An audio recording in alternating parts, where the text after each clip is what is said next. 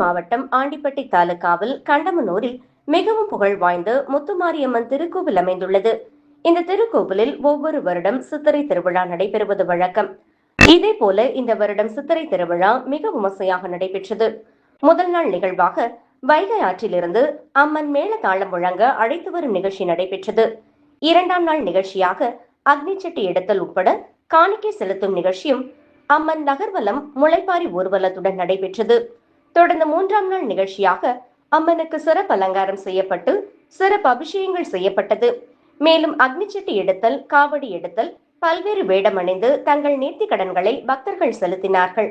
மேலும் அம்மன் ஊர்வலமானது முத்துமாரியம்மன் திருக்கோவிலில் இருந்து அரண்மனை தெரு, தேனி கண்டமனூர் சாலை, பேருந்து நிலையம், தெற்கு தெரு, ஜல்லிக்கட்டு தெரு உட்பட முக்கிய தெருக்களின் வழியாக ஊர்வலமாக வருகை புரிந்து திருக்கோவில் வந்தடைந்தது.